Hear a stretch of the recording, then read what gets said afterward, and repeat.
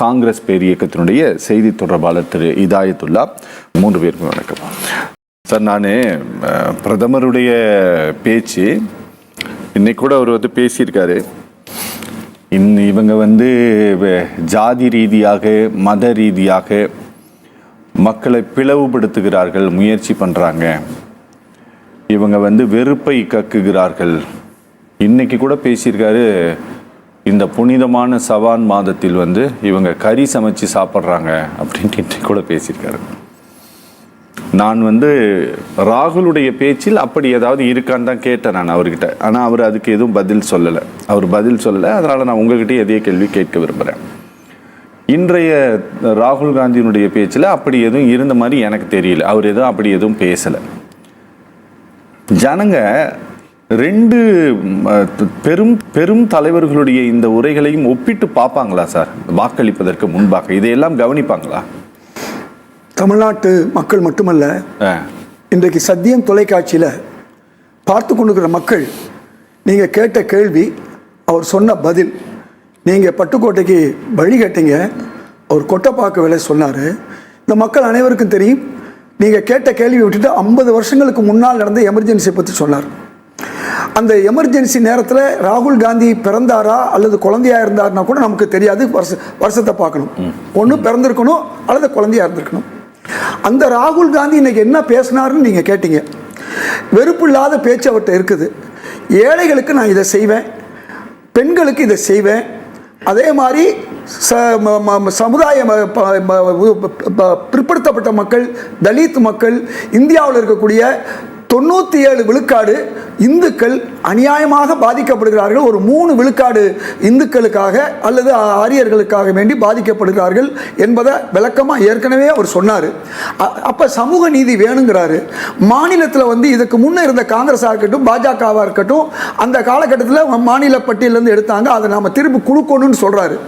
எந்த அளவுக்கு இறங்கி இந்த மக்கள் தான் முக்கியம், மாநிலங்கள் தான் முக்கியம் அப்படிங்கிற தெளிவாக சொல்கிறது மட்டுமல்லாமல், இன்றைக்கு இந்தியாவில் இருக்கக்கூடிய வேலை செய்யக்கூடியவர்கள் நிலைமை என்ன? 30 லட்சம் வேலை வாய்ப்பு மட்டுமல்ல, அங்கன்வாடி வேலை பெண்களுக்கு டபுளாக ஆக்குவோம், பெண்களுக்கு 1 லட்சம் கொடுப்போம், பெண்களுக்கு வேலை வாய்ப்பில் சரிசமமாக 50 விழுக்காடு கொடுப்போம், தனியார் நிறுவனங்களுடைய வேலைகளையும் கொடுப்போம் எல்லாம் ஒரு அழகாக சொல்லக்கூடிய ஒரு ராகுல் காந்தியை இன்னைக்கு தன் பெயர்லேயே ஜாதி வச்சிருக்க மோடி. வழக்கு எப்படி நடந்துச்சு? எதுக்கு நடந்துச்சு? மோடிங்கிற ஜாதி. அந்த ஜாதின்னு சொல்லிக்கிட்டு யார் சொல்றாரு? மோடிங்கிற பேர் வச்சிருக்கிறவர் சொல்றாரு. நான் கேட்கிறேன், இன்னைக்கு இந்த 10 வருஷமா காஷ்மீர்ல கோயிலுக்குள்ள ஒரு குழந்தைய வச்சு கற்பழிச்சாங்களே, அதுக்கு ஆதரவா பாஜக எம்பி போனாங்களே, என்னன்னு இன்னைக்கு மக்கள் கேட்கறாங்க. இந்த 10 வருஷத்துக்குள்ள. அது மட்டும் இல்ல, கத்ராஸ்லையும் உண்ணாவிலையும் எம்எல்ஏவும் எம்பிக்களும் அந்த மோடியுடைய எம்எல்ஏக்கள் எம்பிக்களும் கற்பழிப்பு பண்ணாங்களே, கொலை செஞ்சாங்களே, இந்த பெண்ணுடைய தந்தையை கொலை செஞ்சாங்களே, இவ்வளவும் செஞ்சாங்களே, அதை பத்தி மக்கள் கேட்கறாங்க. மணிப்பூர்ல இன்னைக்கு நடந்த அவலங்கள் மிக கேவலமானது. உலகமே வெக்கி தலையை குனியக்கூடிய அளவுக்கு பண்ணாலே மோடி அங்கே போய் பார்க்கலையே அப்படின்னு மக்கள் கேட்குறாங்க. இதற்கு மட்டுமல்ல, மல்யுத்த வீராங்கனையை என்னுடைய சக்திங்கிறாங்க, பேட்டிங்கிறாங்க எல்லாம் சொன்ன மோடி அவர்கள் இன்னைக்கு வரையும் அவங்களுக்காக ஒரு நியாயத்தை வாங்கி கொடுக்கலையே. மல்யுத்த வீராங்கனைகள் இந்த நாட்டுக்கு பதக்கம் வாங்கி கொடுத்தாங்க. இவ்வளவு கேள்வியை கேட்கக்கூடிய அந்த மக்களுக்கு பதில் சொல்லாமல் அந்த இதை மூடிட்டு, மோடி எங்கள் டேடி, அவர் எங்கள் எடப்பாடி, அவர் ஆதரிச்சார் 6 மாதத்துக்கு முன்னே எங்கள் டேடின்னு சொல்லிக்கிட்டு இருந்தாங்களே, அவர் இன்னைக்கு மோடியை ஏடிஎம்கேயாவது மோடியை எதிர்த்து பேசிகிட்டு இருக்கார். இந்த 2-3 நாளாக எடப்பாடி பழனிசாமி எங்கடா நம்ம ஓட்டை பிஜேபி பறிச்சிருமோன்னு பயத்தில் இந்த 2-3 நாளாக பேசிகிட்டு இருக்காரு. ஆனால் என்னுடைய சகோதரர் மணிகண்டனுக்கு இன்னைக்கு மோடியோட இந்த கள்ள கூட்டணிக்கு ஒரே ஒரு சின்னம் ஒரு சொன்னால் நம்ம சகோதரர் மணிகண்டன் சொல்லலாம். இது ஒரு பக்கம் இருக்கட்டும். இந்த எடப்பாடியார் என்ன செஞ்சார்? தமிழ் மக்களுக்கு மட்டும் அவர் துரோகம் செய்யல, ஜெயலலிதா அவர்களுக்கு, அவருக்கு வாழ்வு கொடுத்த ஜெயலலிதா அவர்களுக்கு துரோகம் செஞ்சார். ஏற்கனவே சசிகலாவுக்கு துரோகம் செஞ்சார், டிடிக்கு தினகரன் துரோகம் செஞ்சார், ஓபிஎஸ்க்கு துரோகம் செஞ்சார்லாம் ஒரு பக்கம் வச்சுக்குவோம். தமிழ் மக்களுக்கு என்ன செஞ்சார்? இன்னைக்கு நம்முடைய தலைவர் ஸ்டாலின் அவர்களும் எங்கள் தலைவர் ராகுல் காந்தி அவர்களும் உதயநிதி ஊர் ஊரா போய் சொல்லியிருக்காங்க. என்னென்ன மோசம் பண்ணாங்க, மோசடி செஞ்சாங்க. தமிழர்களுக்கு வேலை வாய்ப்பு கிடைச்சிச்சு. அதாவது 7 ஆட்சி வரையும், கலைஞர் ஆட்சி உட்பட. ஆனால் அதில் தமிழர்கள் அல்லாதவர்கள் வேலை பார்க்கலாம் ஒரு சட்டத்தை கொண்டு பிஜேபி சொன்னதுக்காண்டி சட்டத்தை கொண்டு வந்தது எடப்பாடி. இன்னைக்கு சிஏஏ சட்டம் இவர் ஆதரிக்காம இருந்திருந்தா அந்த சிஏ சட்டம் வந்திருக்காது. தமிழர்கள், இலங்கை தமிழர்கள் இந்துக்களாக இருந்தாலும் அவர்களுக்கும் குடியுரிமை இல்லைங்கிற இந்த மோடியுடைய வார்த்தையை நம்பி இன்னைக்கு சொல்றாரு. அன்னைக்கு நாங்கள் கூட்டணியில் இருந்தோம்னு. கொள்கை முக்கியமா, கூட்டணி முக்கியமா? கலைஞர் தான் கூட்டணி இருந்தார். காமன் மினிமம் ப்ரோக்ராமோட இருந்ததுனால பல விஷயங்கள் அவங்களுக்கு காப்பாற்றப்பட்டது. நான் என்ன கேட்குறேன், எடப்பாடி அவர்கள் வேலை வாய்ப்பு மட்டுமல்ல, தமிழர்களுக்கு விரோதமான விஷயங்களில் உதய் மின் திட்டம், ஜெயலலிதா அவர்கள் எதிர்த்த திட்டம், அந்த திட்டத்தை ஆதரிச்சதுனால இன்னைக்கு மின்சாரம் வேற வழி இல்லை, ஒவ்வொரு மாநில அரசும் ஏற்றியே ஆகணுங்கிற ஒரு நிலைமை வந்துச்சு. இன்னைக்கு திமுக ஏற்றக்கூடிய கட்டாயத்துக்கு தள்ளப்பட்டது யாரு? இதே எடப்பாடியும் மோடி. நான் கேட்குறேன், ஜிஎஸ்டி, அநியாய ஜிஎஸ்டி செல்வி ஜெயலலிதா அவர்கள் எதிர்த்தாங்களே. இன்னைக்கு 720 பொருள்களுக்கு உப்பு, அரிசி எல்லாத்துக்கும் இன்னைக்கு ஜிஎஸ்டியை போட்டு, அதாவது மருந்து, என்ன மருந்து, பாதுகாப்பு உபகரணங்கள் அத்தனைக்கு இன்னைக்கு போட்டு வச்சிருக்கீங்களே. ஒரு மக்கள் சாதாரணமாக பயன்படுத்தக்கூடிய மைதா மாவுக்கு போட்டிருக்கீங்களே. இதையெல்லாம் கேட்க வேண்டிய அதிமுக யாரை பார்த்து கேட்டிருக்கணும்? அன்னைக்கு கேட்டுக்கணும். எடப்பாடி கேட்கல. அப்ப எடப்பாடி யாருக்கு துரோகம் பண்ணியிருக்காரு? சிஎஸ்டி எதிர்த்த ஜெயலலிதா அவர்கள் துரோகம் பண்ணியிருக்காரு. ஜெயலலிதா அவர்கள் எதிர்த்த பல விஷயங்களை எடப்பாடி துரோகம் பண்ணியிருக்காரு. தமிழர்களுக்கு மட்டுமல்ல. நான் கேட்கிறேன், தூத்துக்குடியில அந்த ஸ்டெர்லைட் ஆலையை ஜெயலலிதா அவர்கள் எதிர்த்தாங்க. 16 பேர் துப்பாக்கி சூடுக்கு காரணமானது யாரு? எடப்பாடி தானே. அதுவும் மோடி சொல்றதை கேட்டு தானே எடப்பாடி இவ்வளவு வேலையை செஞ்சாரு. இன்னைக்கு தமிழ்நாட்டில் நடந்த ஒவ்வொரு தவறுகளுக்கும் மோடி செஞ்ச அத்துணைக்கு இன்னைக்கு தமிழ் மொழிக்கு என்னைக்காவது ஒரு நாள் சமஸ்கிருதத்துக்கு 600 கோடி 1000 கோடி ஒதுக்குறீங்களே, ஏன் தமிழுக்கு ஒரு 5 கோடி 10 கோடி 20 கோடி ஒதுக்க கூடாது? என்னைக்காவது தமிழுக்காக எடப்பாடி கேட்டாரா? அதிமுக கேட்டுச்சா? நான் என்ன கேட்கிறேன்னு சொன்னா, நீங்க அதாவது தொடர்ந்து தமிழ் மக்களை புறக்கணிப்பது மட்டுமில்லாமல் செல்வி ஜெயலலிதா அவர்கள் எதையெல்லாம் எதிர்த்தாரோ, நான் கேட்கிறேன், நீட்ட அந்த அம்மா இருக்கவரை நீட்ட. சரி, நீங்க ராகுல் காந்தி பத்தி பேசுங்க சார். ராகுல் காந்தி அதான் சொல்லிட்டு வர்றேன். ராகுல் காந்தி பேசுனது நான் ஏற்கனவே ஒன்னொன்னா சொல்லிட்டு வந்தேன். பெண்களுக்கு என்ன, இது என்ன செய்யறோம் நாங்க, சமூக நீதிக்கு என்ன, இளைஞர்களுக்கு என்ன பயிற்சி கொடுக்கிறோம், அவங்களுக்கு வேலை வாய்ப்பை கொடுக்கிறோம்னு சொல்றாங்க. அது மட்டும் இல்லாம பெண்களுக்கு 1 லட்சம் ரூபாய் கொடுக்கணும்னு சொல்றாங்க. இதை ஏற்கனவே 72,000 சொன்னாங்க, ஆட்சிக்கு வரல. இன்னைக்கு 1 லட்சம் தரோம் அப்படின்னு சொல்றாங்க. ஏன்? ஏற்கனவே செஞ்சிருக்காங்க. விவசாயிகளுக்கு 70,000 கோடி தள்ளுபடின்னு வாய்ப்பை சொன்னாங்க, செஞ்சாங்க. அதே மாதிரி பணக்காரர்கள் படிக்கக்கூடிய பள்ளிக்கூடங்களில் ஏழைகளும் படிக்கலாங்கிற ஒரு நிலைமையை உருவாக்கி 25 விழுக்காடு படிக்க வச்சாங்க. இவங்க என்ன சொல்றாங்க? முடியுமான்னு கேட்கிறாங்க. முடியும். அன்று முடியும், இன்று முடியும். எப்படி? இன்னைக்கு 14 லட்சம் கோடி கார்பரேட்டுகளுக்கு, முதலாளிகளுக்கு வரியை தள்ளுபடி பண்ணியிருக்கீங்க. அதே மாதிரி 26 லட்சம் கோடி நீங்க அநியாயமாக கடன் தள்ளுபடி பண்ணியிருக்கீங்க. இவையெல்லாம் சேர்த்தா இன்னைக்கு இந்தியாவுடைய ஜிடிபி 273 லட்சம் கோடி. அதுல 2% எடுத்தா போதும், ஆட்டோமேட்டிக்கா இவ்வளவு காரியங்களை செய்ய முடியும். இதைத்தான் ராகுல் காந்தி சொல்றாரு. நாங்கள் ஏற்கனவே செய்தோம், இப்பொழுதும் செய்வோம் சொல்றாரு. ஆனா இன்னைக்கு பிரச்சனை, எடப்பாடி அவர்களுக்கு பிரச்சனை என்ன? பிஜேபி நம்ம ஓட்டை திருடிடுமோன்னு பயம். இன்னைக்கு பார்த்தா அதிமுக இருக்கக்கூடிய சிலர்கள் என்ன செய்யறாங்க? அதிமுக பேர்ல இருந்துகிட்டு பிஜேபிக்கு வாக்கு சேகரிக்கிறாங்க, மோடியை பாராட்டிக்கிட்டு இருக்காங்க. சரி, ஓகே ஓகே ஓகே, நான் பேசலாம். ஒரு சின்ன பிரேக் அப்புறமேட்டு. வணக்கம்ங்க கந்தன்.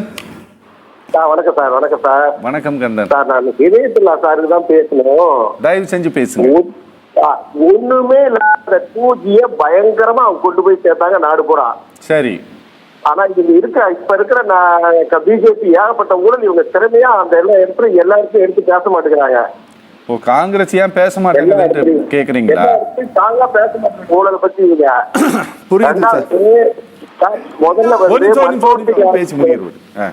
மன்மோகன் சிங் ஆட்சி இருந்த வரைக்கும் ஒரு 1000 ரூபாய் என் பேங்க்ல அக்கௌண்ட்ல இருந்துச்சுன்னா அடுத்த வருஷம் பார்த்தா 1500 ரூபாய் இருக்கும்.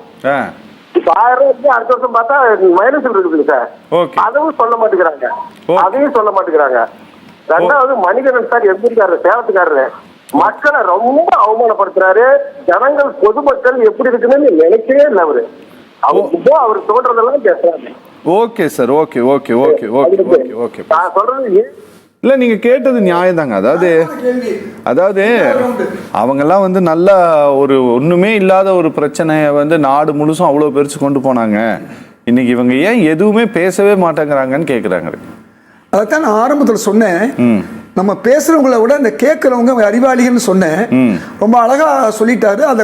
அதை பத்தியே கவனிக்காம, மக்களை பத்தியே சிந்திக்காம பொய்யை வந்து எவ்வளவு தூரம் சொல்ல முடியும்? ஒரு நீட்டு காங்கிரஸ் கொண்டு வரும்போது எந்தெந்த மாநிலங்கள் விரும்பவில்லையோ அந்த மாநிலங்கள் நீட்டு கிடையாது சொல்லி 2014 வரை நீட்டு இல்லை, உலகத்துக்கே தெரியும். செல்வி ஜெயலலிதா அவர்கள் ஆட்சியில் இருந்த காலத்திலையும் பாஜக அழுத்தம் கொடுக்குது. அந்த நேரத்திலையும் நீட்டு விஷயத்தில் அந்த அம்மா முடியாதுன்னு சொன்னாங்க. இந்த எடப்பாடி என் டாடின்னு சொல்றாரு இல்லையா, அந்த எடப்பாடி தான் இதை கொண்டு வந்தவர்.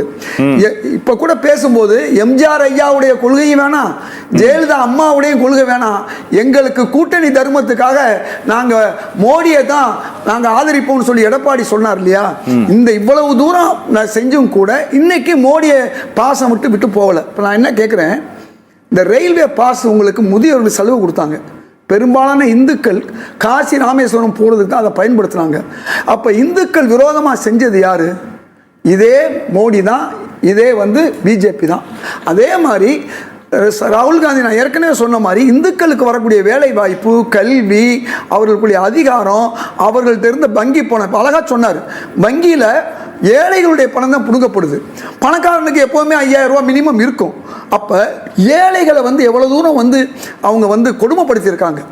இந்த அடிப்படையில் வந்து பார்க்கும்போது தொடர்ந்து வந்து இந்த மக்களுக்கான விரோதம். இந்த விவசாயிகளுக்கு எம்எஸ்பி கொடுக்குறோம், யூரியா இன்னைக்கு 3 மடங்கு ஏறி இருக்கு இந்த 10 ஆண்டுகளில். காரணம் என்னன்னா யூரியா கொடுக்குற மானியத்தை குறைச்சிட்டாங்க. இப்போ உங்களுக்குலாம் கேஸுக்கு மானியம் வரும், எல்லா மக்களுக்கும் தெரியும், 24 ரூபா 95 பைசா இதுதான் இன்னைக்கு மானியம். காங்கிரஸ் ஆட்சி காலத்தில் 350 ரூபா மானியத்தை அநியாய விலை இருக்கும்போது வாங்கி 400 ரூபாய்க்கு கொடுத்தாங்க. டீசல் பெட்ரோல் விலையை இன்னைக்கு எந்த அளவுக்கு இவங்க ஏற்றி விட்டு நாங்கள் 50 ரூபா ஏற்றணும், 100 ரூபா ஏற்றணுங்கிற இறக்கிருக்கோம்னு சொல்கிறாங்க பாருங்க. இப்போ பொதுமக்கள் பிரச்சனை இல்லை. இன்னைக்கு நாங்கள் இது மட்டும் இல்லை, எங்களுடைய தலைவர் இன்னைக்கு என்ன சொல்லியிருக்காருன்னா, ரஃபேல் விஷயத்துக்கும் தலைவர் ராகுல் காந்தி சொன்ன விஷயத்தை நான் திரும்ப சொல்கிறேன். நீங்கள் கேட்டீங்க, ரஃபேல் மேட்டர்லையும் நாங்கள் விசாரணை வைப்போம். அநியாய ஜிஎஸ்டியை வைத்துக்கொண்டு இன்னைக்கு மக்களை நீங்கள் மிரட்டுறீங்க. அதில் வந்து பல தொழில் நிறுவனங்கள், சிறு தொழில் நிறுவனங்கள் பாதிக்கப்பட்டிருக்கு. பணக்காரங்களாக போயிட்டாங்க. 5% கார்பரேட் கையில் இன்னைக்கு 60% சொத்து இருக்கு. அப்போ இந்த கார்பரேட்டுகளுக்கு நீங்கள் கொடுத்ததை நாங்கள் தடன் தள்ளுபடியே நாங்கள் விசாரணை செய்வோம். ஜிஎஸ்டி விசாரணை செய்வோம் மட்டுமல்ல, இந்த தேர்தல் பாண்டை நாங்கள் விசாரணை செய்வோம். உலகத்திலே மிகப்பெரிய ஊழல் இந்த தேர்தல் பாண்டு, இதையும் நாங்கள் விசாரணை செய்வோம். அது மட்டுமல்ல, பிஎம் கேர்னு பிஎம் பேர்ல பணத்தை வாங்கி இன்னைக்கு அது மக்களுக்கு பயன்படாமல் போனதுக்காக வேண்டி கொரோனா காலத்தில் இதை சொல்லி கொரோனாவுக்காக கூட இது பயன்படலை அப்படிங்கிறதையும் இன்னைக்கு நாங்கள் விசாரிக்க போகிறோம். அதே மாதிரி பல சட்ட திருத்தங்கள் இப்போ சொன்னார் பாருங்க. இந்த நீட்டு விஷயத்தில் சட்ட திருத்தம் கொண்டு வந்தது யாரு? இவங்க தான் கொண்டு வந்தாங்க. நாங்கள் நீட்டை ஒழுங்காக தான் கொண்டு வந்தோம்.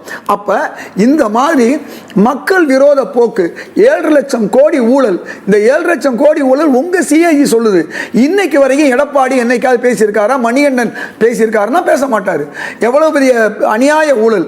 அதாவது ஒரு லட்சக்கணக்கான பேருடைய பயனாளிகளுடைய பேரை ஒரு போனுக்கு பணம் அனுப்பிச்சு ஏமாத்துனது இங்கே தான் பார்த்தோம். 18 கோடியில் வந்து செய்ய வேண்டிய ரோடை வந்து 250 கோடியில் போட்டதையும் நம்ம இங்கே தான் பார்த்தோம்.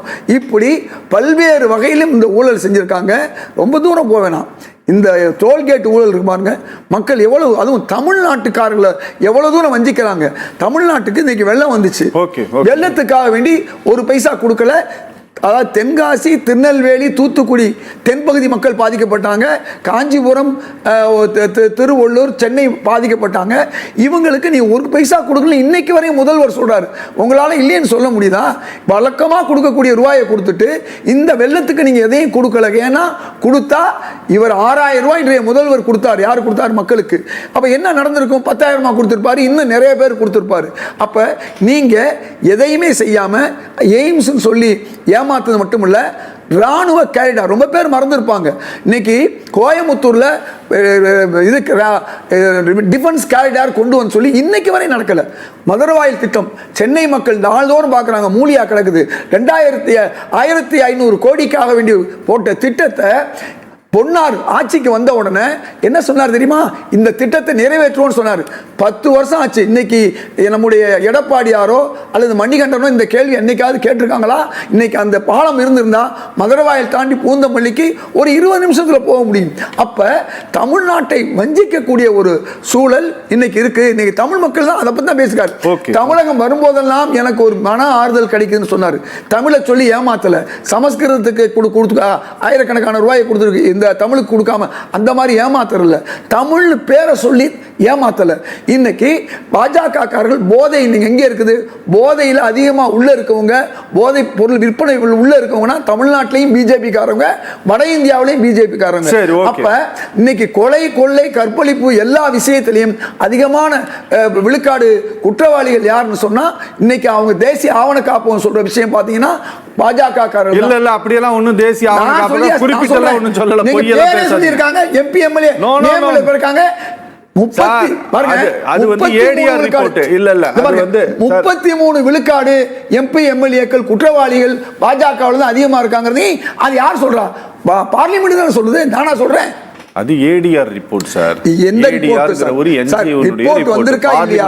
சிஏஜி யார்கிட்ட கையில இருக்கு? சிஏஜி 7.5 லட்சம் கோடினா நீங்க உங்களால கண்டிக்க முடியுமா? 7.5 லட்சம் கோடி சொன்ன அந்த சிஏஜி அதிகாரிகளை இடம் மாத்துனது யாரு சார்? இவங்க தான் பண்ணாங்க. அப்புறம் இது என்ன சார்? இதுக்கு மேல என்ன வேணும் சார்? நல்லது சார், நல்லது.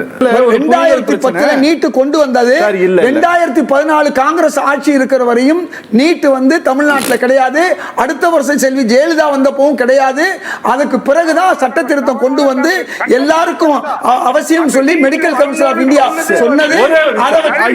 ரொம்ப நன்றி சார். நேயர்கள் மற்றும் நிர்வாகம் சார்பாக நிகழ்ச்சியில் பங்கேற்ற 3 பேருக்குமே நேரிலே நிகழ்ச்சி நிறைவு பெறுகிறது. மீண்டும் மற்றொரு நிகழ்ச்சியில் சந்திக்கலாம். நன்றி, வணக்கம்.